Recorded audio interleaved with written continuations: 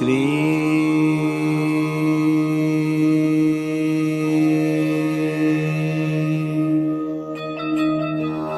बाबा स्वामी नमो नमः।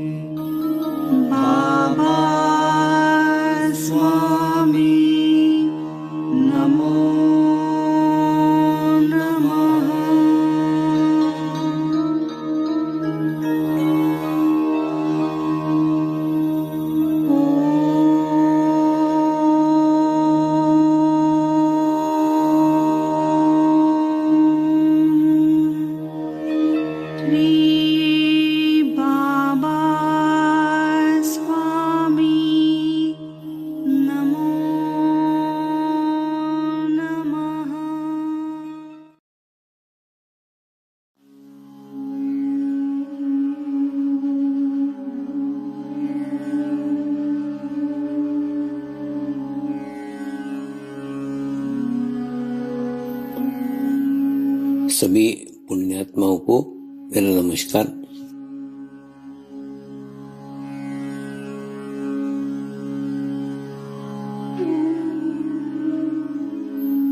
गुरुर्ब्रह्मा गुरुर्विष्णु गुरुर्देवो महेश्वरा गुरु साक्षात् परब्रह्म तस्मै श्री गुरुवे नमः।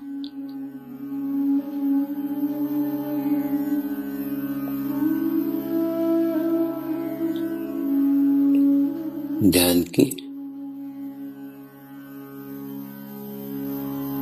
उस स्थिति में जाएंगे जहाँ शरीर भाव पूर्णतः समाप्त हो जाता है।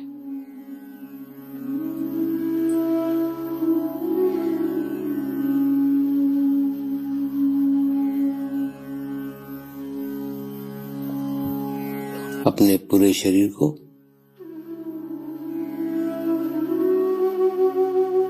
पूर्णतः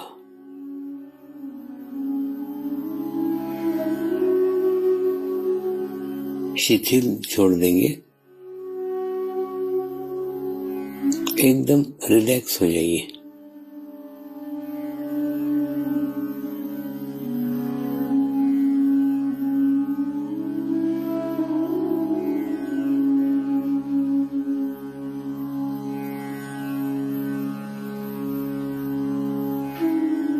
मेरे साथ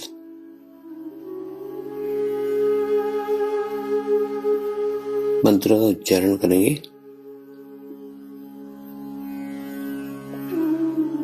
मैं एक पवित्र आत्मा हूँ।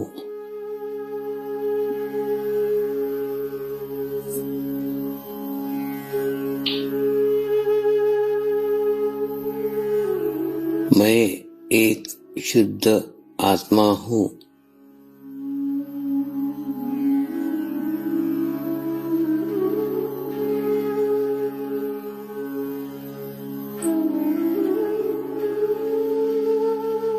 मैं एक पवित्र आत्मा हूँ।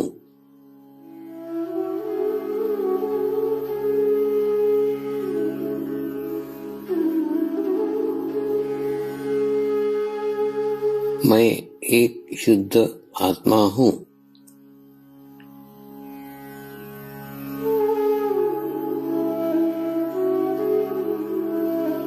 मैं एक पवित्र आत्मा हूँ।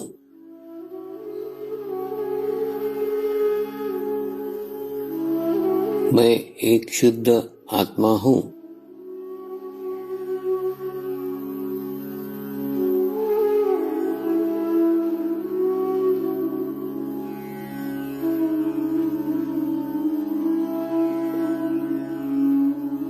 अब इसी आत्मा भाव को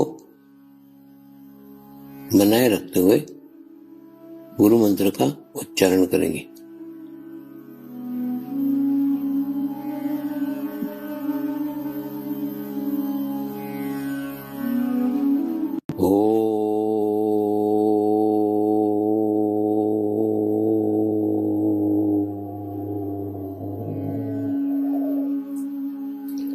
श्री शिव कृपानंद स्वामी नमो नमः।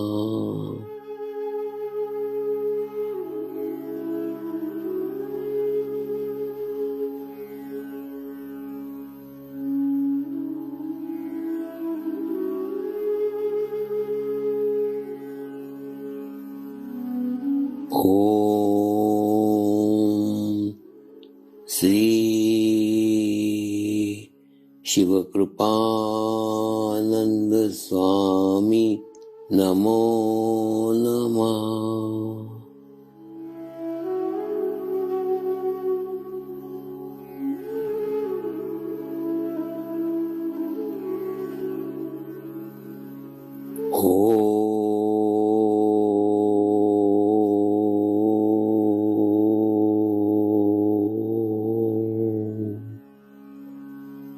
श्री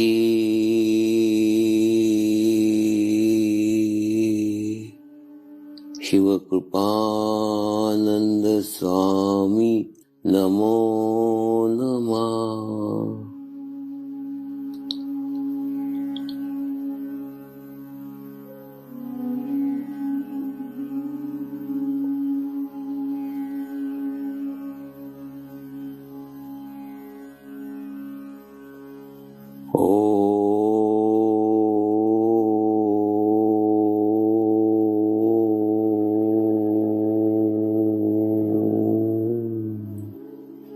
श्री शिव कृपानंद स्वामी नमो नमः।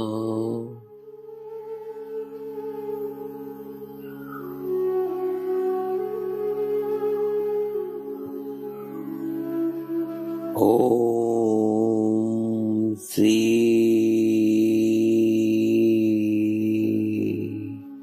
शिव कृपानंद स्वामी नमो नमः।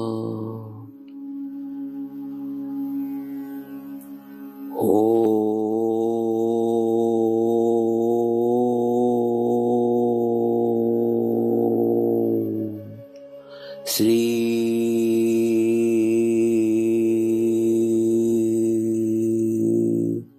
शिव कृपानंद स्वामी नमो नमः।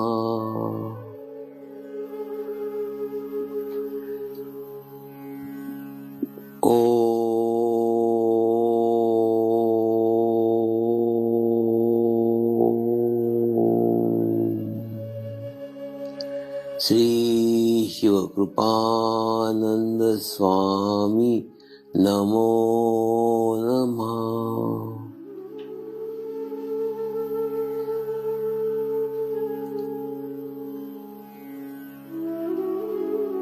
ओम श्री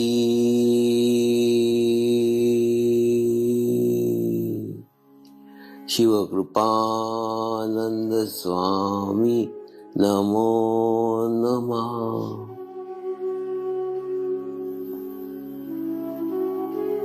ओम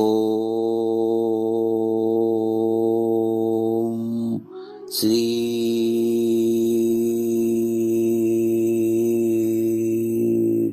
शिव कृपानंद स्वामी नमो नमः।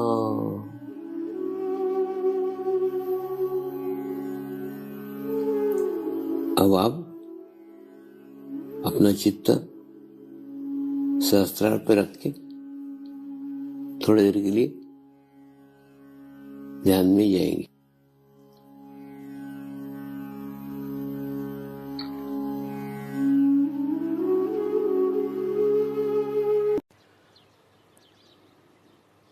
आए हुए सभी पुण्य आत्माओं को मेरा नमस्कार।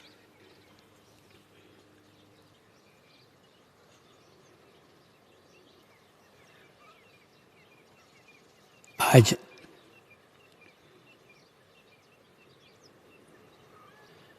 महाशिवरात्रि के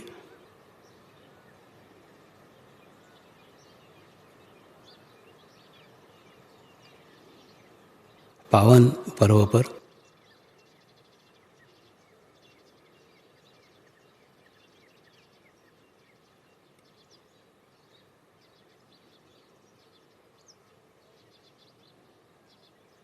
हम सभी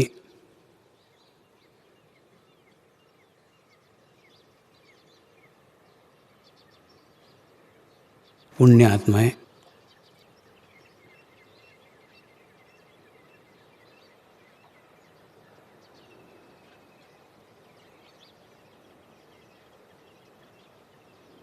आत्मचिंतन करने के लिए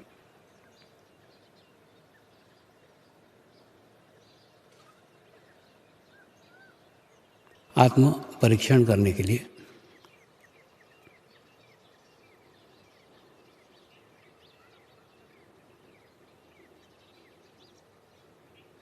एकत्रित हुई है।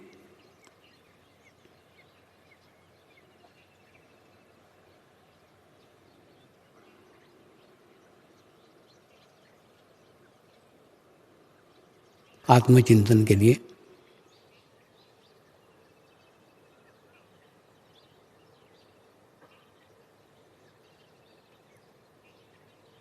महाशिवरात्रि जैसे पावन पर्व से अच्छा कोई अवसर नहीं हो सकता।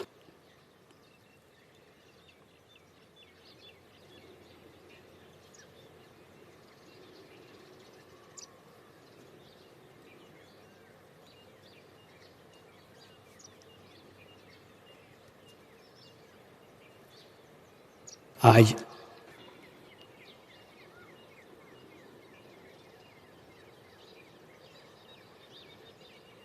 गुरु कार्य का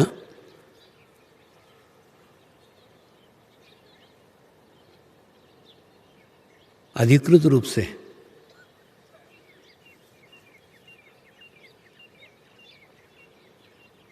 प्रचार कार्य के 19 वर्ष पूर्ण हुए।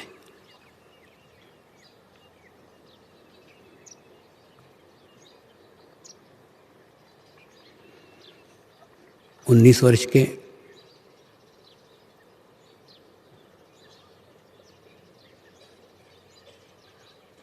कार्यकाल में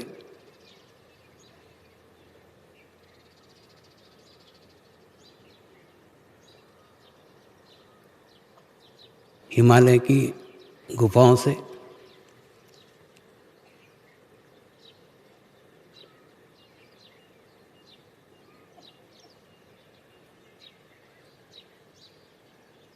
विश्व के कोने कोने में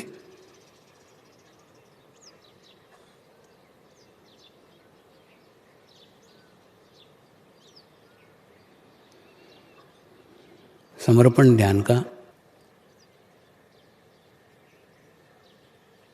जीवंत ज्ञान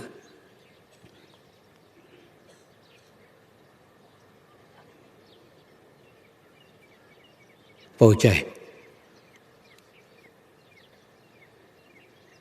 और आज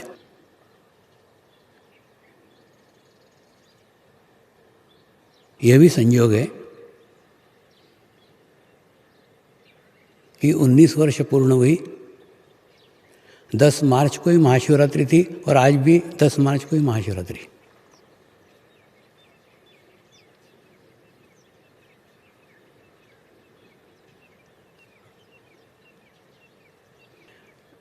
देवों में देव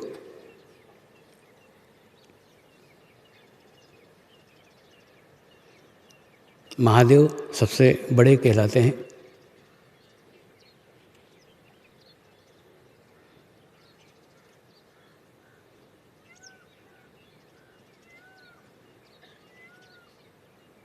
वो इसलिए भी बड़े हुए हैं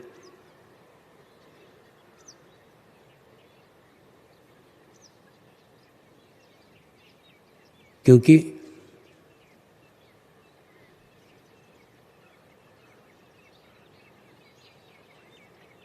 व्यवस्था, सत्ता, पुण्यवान, पापी, देव,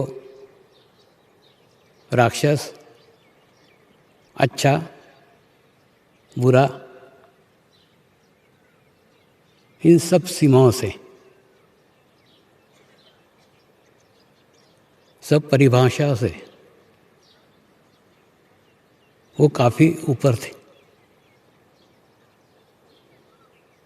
उनको देवों ने भी प्रसन्न किया है और वर प्राप्त किए हैं, और राक्षसों ने भी प्रसन्न किया है और वर प्राप्त किए।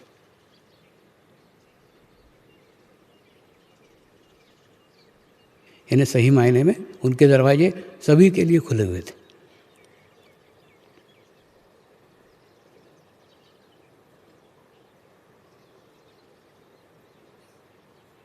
इसीलिए उन्हें भोलानाथ कहते हैं। एकदम भोले थे, एकदम सरल थे।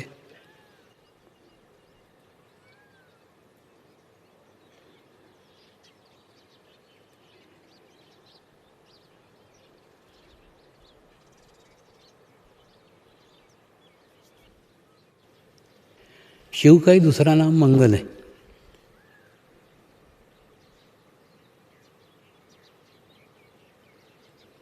जो आपका संबंध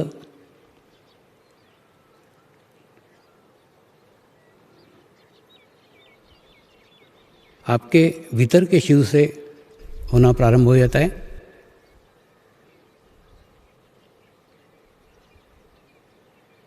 तो आपके जीवन में मंगल ही मंगल होना प्रारंभ हो जाता है।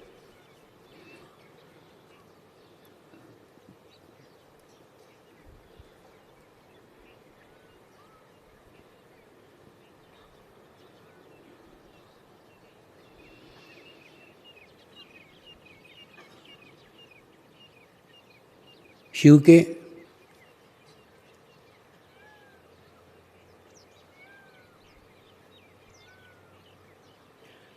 बाह्य स्वरूप तक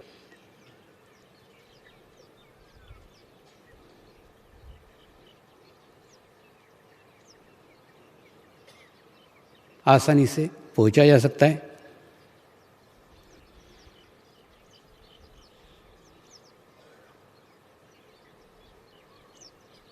लेकिन शिव के भीतरी स्वरूप तक एक रूप है और एक स्वरूप है।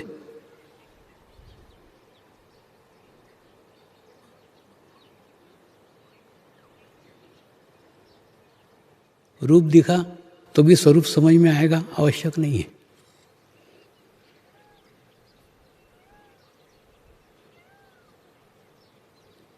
क्योंकि रूप का भी अपना एक आवामंडल होता है, रूप का भी अपना एक प्रकाश होता है, रूप का भी अपना एक दायरा होता है।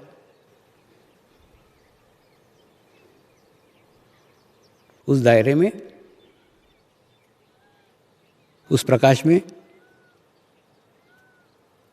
जैसे हम पहुँचते हैं, आंखें चकाचौंध हो जाती है।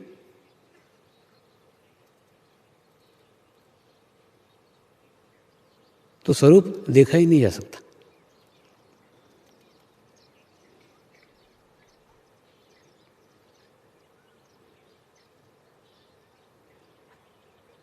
शिव का रूप दिख गया तो भी स्वरूप नहीं समझ में आएगा।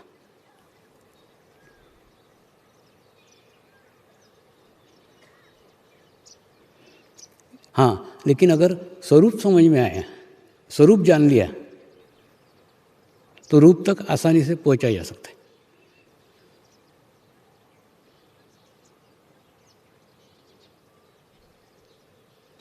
रूप जानना आसान है, स्वरूप जानना कठिन है।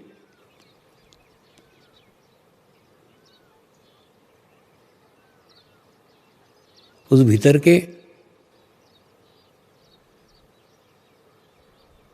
शिव के स्वरूप को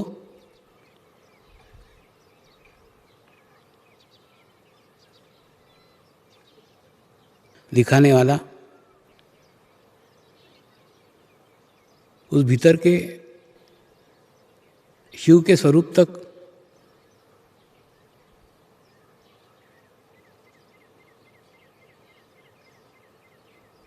पहुंचाने वाला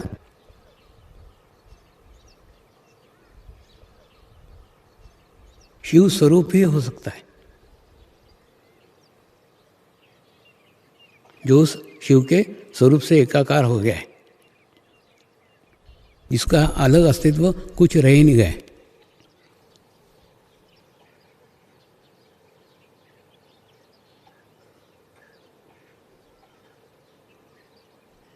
ऐसा कोई शिव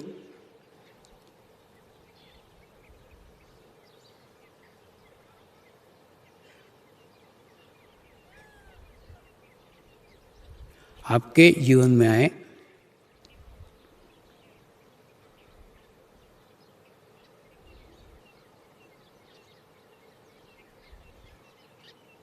और आपको भीतर की यात्रा पे ले जाए,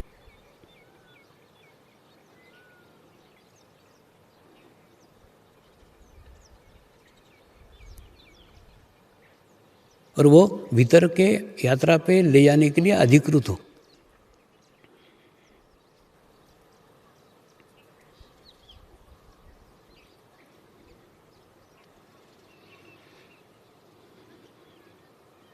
गुरु कृपा में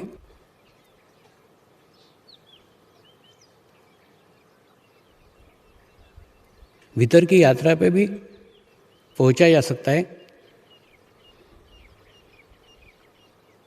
लेकिन भीतर की यात्रा पे जाना और भीतर की यात्रा पे ले जाना, इसमें जमीन आसमान का अंतर है।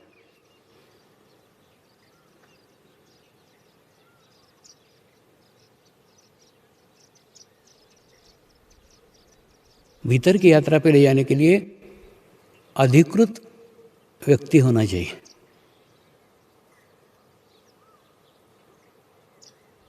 अधिकृत व्यक्ति होना चाहिए, अधिकृत समय होना चाहिए,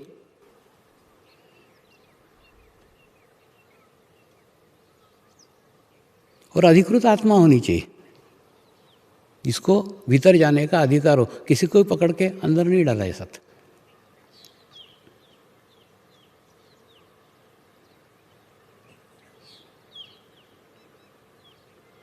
इस भीतर के शिव के बारे में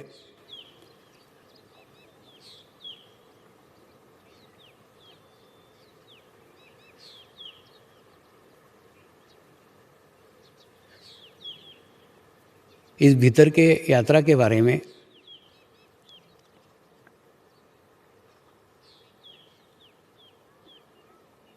और इस भीतर के यात्रा के आनंद के बारे में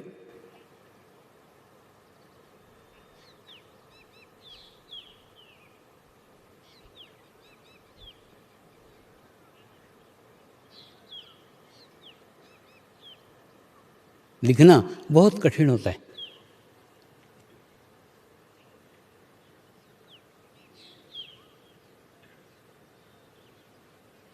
इसलिए कठिन होता है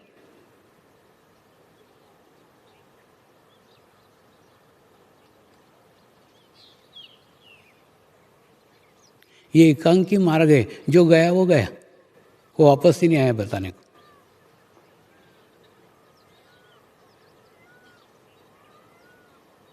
वन वे ट्रैफिक है।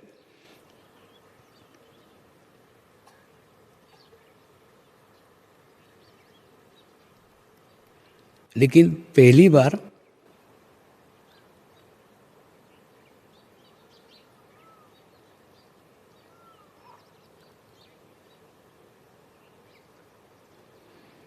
सार्वजनिक रूप से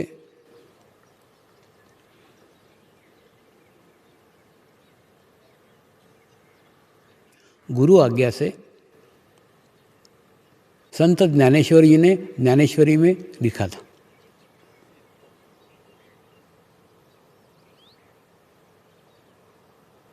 खूब विस्तृत रूप में लिखा था।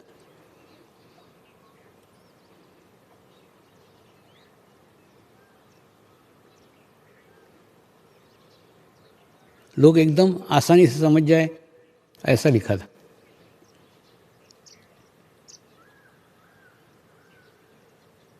और लोग आसानी से समझे इसी उद्देश्य से लिखा था।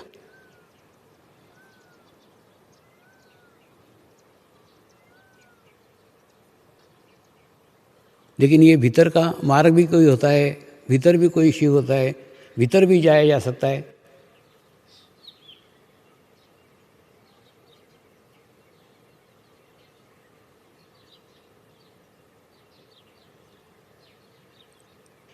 ये सामान्य मनुष्य को पता ही नहीं था।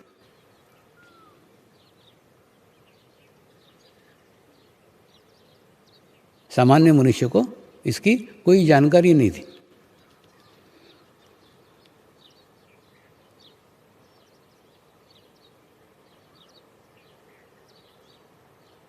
इसलिए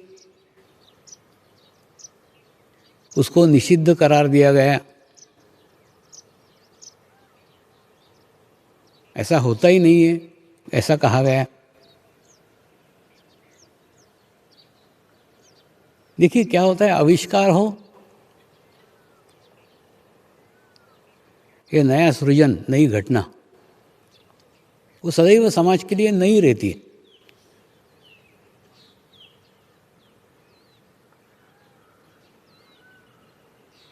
और हर दफे एक नकारात्मक दृष्टिकोण से उसकी ओर देखा जाता है।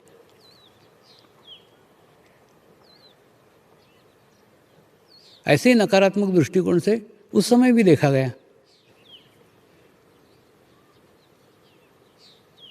तो संत ज्ञानेश्वर जी ने अपने बड़े भाई से आज्ञा मांगी कि इतना सब कुछ मैंने लिख दिया आपके कृपा में, आपके कहने से, ये लिख करके भी लोगों को समझ में नहीं आ रहा है। और जब तक अनुभूति नहीं होती है, जब तक अनुभव नहीं होता है, उसके ऊपर विश्वास नहीं रखेगा कोई, और समझ में भी नहीं आएगा। तो लोगों को अनुभूति कराऊं क्या? अनुभूति का समग्र ज्ञान था, अनुभूति पूर्ण प्राप्त कर चुकी थी, अनुभूति करा सकते थे, यानी अधिकृत माध्यम थे। जब ये अधिकृत माध्यम थे तो निश्चित ही कुछ अधिकृत आत्माएं भी होंगी जो वो प्राप्त कर सकती थी, आत्म साक्षात्कार को प्राप्त कर सकती थी। लेकिन अधिकृत माध्यम और अधिकृत आत्माओं से कुछ नहीं होता। अधिकृत समय भी होना चाहिए। उनके गुरु ने मना कर दिया। गुरु ने कहा नहीं, क्योंकि अधिकृत समय नहीं है, ये समय अधिकृत नहीं है, ये समय उसके उपयुक्त नहीं है।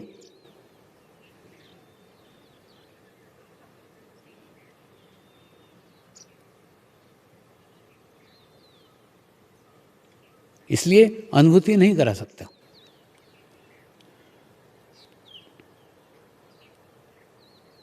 आज से 700-800 साल के बाद में अधिकृत समय आएगा,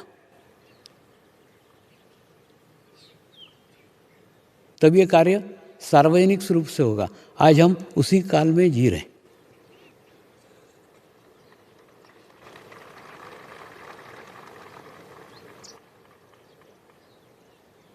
यानी अधिकृत समय भी कितना महत्वपूर्ण है, समझो।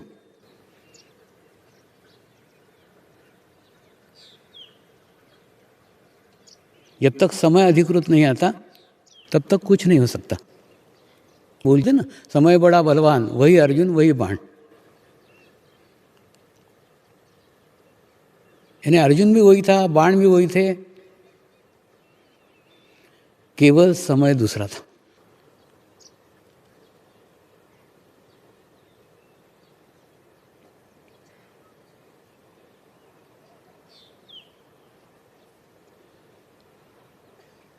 ये आत्मज्ञान का मार्ग, ये आत्मज्ञान का रास्ता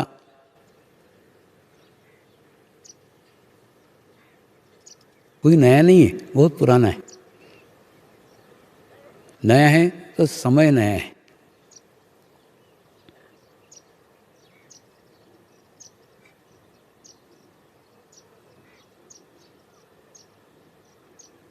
जब तक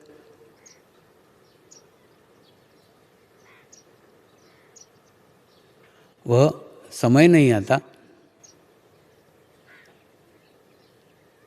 तब तक कुछ नहीं हो सकता।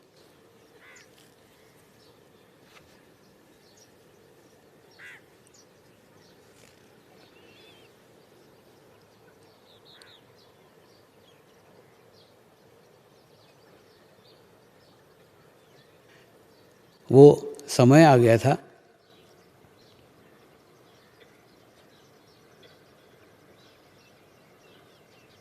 इसीलिए वो ज्ञान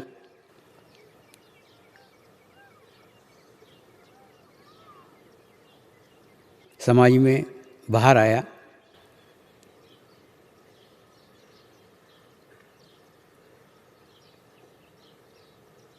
और ये सालों से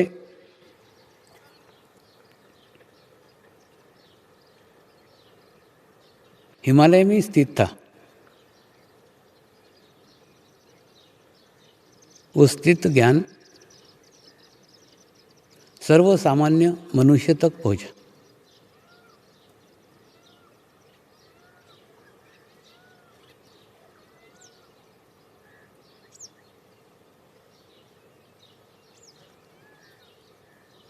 और उनका उद्देश्य भी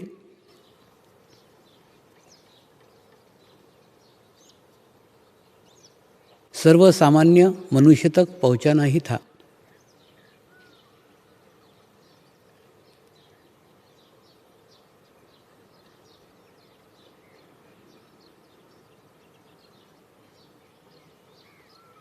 क्योंकि मेरे गुरुदेव कहते थे साधु संत सामान्य समाज नहीं है,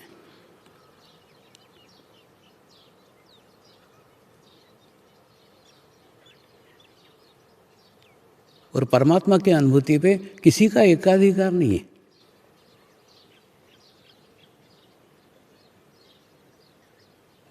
इन संतों को ही मिलना चाहिए, इन सन्यासियों को ही मिलना चाहिए, इन मुनियों को ही मिलना चाहिए, इन ऋषियों को ही मिलना चाहिए।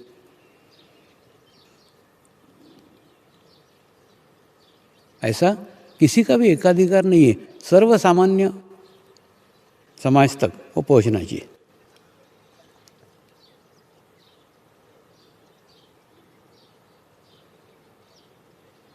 कई बार हम हमारे समाज में रह करके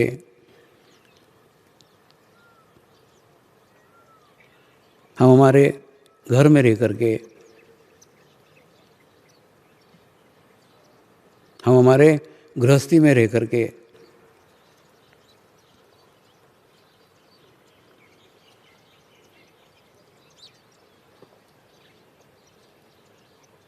अपने आप को खूब निचले स्तर का समझने लग जाते।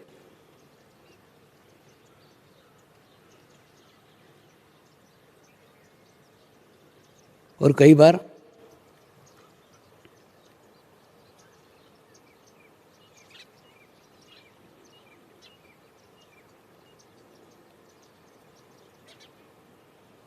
संत महात्मा साधु सन्यासी भी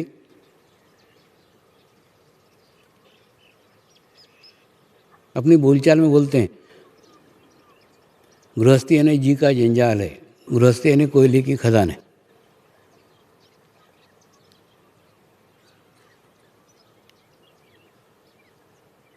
तो बोलते हैं जब होता है ना कोई बात बार बार अलग अलग जगह से सुनी हो तो अपने को भी वैसे ही लगने लग जाता है। जैसे होता है कि नहीं, पिताजी एक आधे लड़के को बोले तू गधा है, तू गधा है, तू गधा है, तो कुछ दिन बाद वो लड़के में गधा तत्व निर्माण हो जाता है, वो अपने को गधा समझने लग जाता है। वैसे ही गृहस्थों को अगर निचले दर्जे का बार बार बताया गया तो वो भी अपने आप को निचले दर्जे का समझने लग जाते।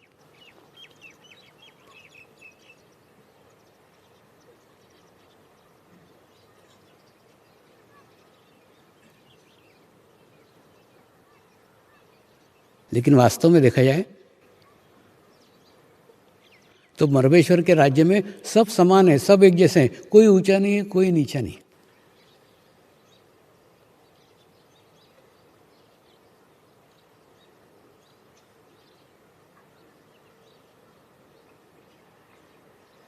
इसलिए आत्मग्लानि मत रखो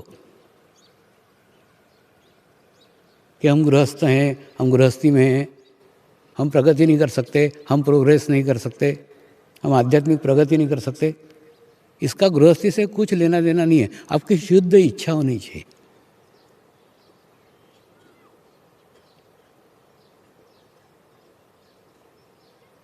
गृहस्थ वो मध्य बिंदु है जो ब्रह्मा, विष्णु और महेश तीनों का कार्य करता है। ये तीनों शक्तियाँ अगर टिकी हुई है तो आप ही के ऊपर टिकी हुई है। ये संसार चल रहा है और बढ़ रहा है तो आप ही के ऊपर बढ़ रहा है।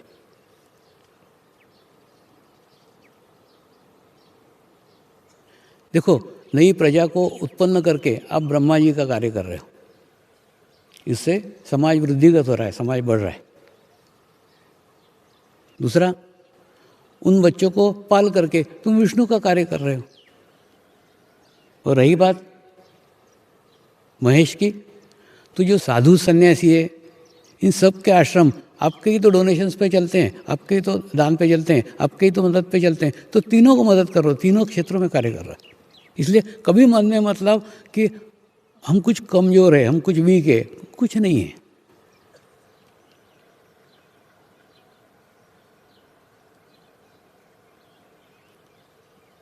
और आत्म साक्षात्कार का ज्ञान आप तक पहुँचे, ये मेरी गुरु की इच्छा है।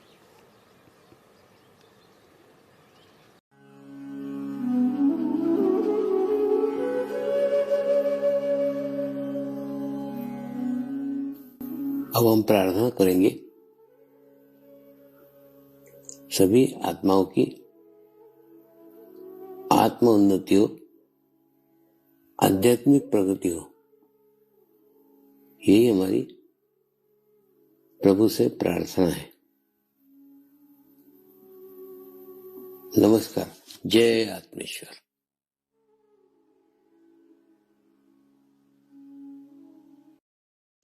शांति पाठ करेंगे। ओम द्योः शांति अंतरिक्षगम शांति पृथ्वी शांति रापः शांतिरौषधयः शांति वनस्पतयः शांति विश्वे देवाः शांति ब्रह्म शांति सर्वगं शांति शांतिरेव शांति क्षमा शांतिरेधि। ओम शांति शांति शांति सर्वारिष्ट सुशांतिर्भवतु।